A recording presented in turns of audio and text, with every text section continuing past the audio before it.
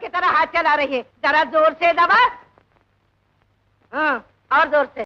तो दोस्तों, आप लोगों ने भी पुरानी फिल्मों में अक्सर इस औरत को एक लड़ाका या सौतेली माँ के रूप में देख रखा होगा, जो हमें अक्सर विलन का रूप लिए हुए दिखाई देती थी। इनका नाम है ललिता पवार। इनकी जिंदगी किन तकलीफों और महरूमियों में गुजरी, आज हम बात करेंगे इसी पर। 18 अप्रैल 1916 को पैदा होने वाली ललिता पवार भारतीय फिल्म इंडस्ट्री की उन कदावर अदाकाराओं में से थी जिन्होंने अपनी मजबूत अदाकारी, सख्त मिजाज किरदारों और मुनफरिद शख्सियत के जरिए सिनेमा में अनमिट असर छोड़ा है। मगर उनकी जिंदगियों की महरूमियां कोई नहीं जानता। उन्होंने अपनी जिंदगी किन सख्तियों के साथ गुजारी, आज हम बताएंगे। इनकी जाती जिंदगी ऐसे दर्दनाक सिलसिले से भरी हुई है जिसका अंदाजा आम शायकीन को कभी नहीं हुआ। 70 बरस तक फिल्मी दुनिया पर राज करने वाली ललिता पवार इस बाकमाल फनकारा के पीछे एक औरत की मुसलसल तकलीफें, महरूमियां और धोखे ही छुपे हुए हैं। उनकी जिंदगी का अलमनाक मोड़ 1942 में उस वक्त आया जब फिल्म की शूटिंग के दौरान एक सीन में अदाकार भगवान दाद ने उनके मुंह पर थप्पड़ मारा।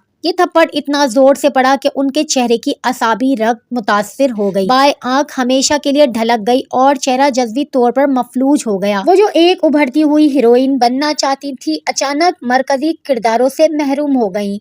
मगर इस चीज को उन्होंने कमजोरी नहीं बनाया। इस कमजोरी ने उन्हें वो मुनफरिद सख्त किरदार दिलाए जिनमें वो हमेशा याद रखी जाएंगी। उन्होंने जिंदगी के इस सदमे को शिकस्त में बदलने के बजाय कुव्वत में तब्दील कर लिया और फिल्मों में वो मकाम हासिल किया जिस तक पहुंचना हर किसी के बस की बात नहीं थी। उनके करियर के बरअक्स उनकी अज़दवाजी जिंदगी निहायत तकलीफदा साबित हुई। शौहर रहमान पटेल ने उन्हें वो धोखा दिया जिसकी मिसाल कम ही मिलती है। ललिता पवार को उस वक्त शदीद सदमा पहुंचा जब उन्हें मालूम हुआ कि उनके शौहर ने उन्हीं की सगी बहन से जिनसी ताल्लुकात कायम किए हुए हैं। बाद में उन लोगों ने बाकायदा शादी भी कर ली। ललिता पवार ने बेवफाई का ये जख्म दिल पर सह लिया, लेकिन इस वाक़े ने इन्हें अंदर से तोड़कर रख दिया था। वो घर, खानदान और जज्बाती सहारा सबसे महरूम होकर रह गईं।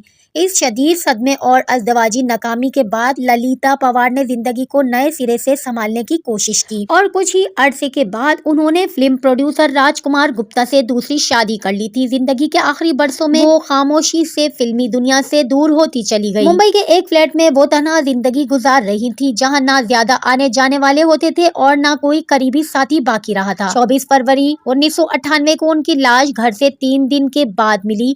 वो बिल्कुल अकेली, खामोश और बेआवाज दुनिया से रुखसत हो गई। एक ऐसी फनकारा जिसकी आवाज और मौजूदगी दहाइयों तक फिल्म इंडस्ट्री में गूंजती रही, अपने आखिरी दिनों में मुकम्मल तन्हाई का शिकार रही। ललिता पवार ने अपनी महरूमियों को कभी अपने फन पर असरअंदाज नहीं होने दिया।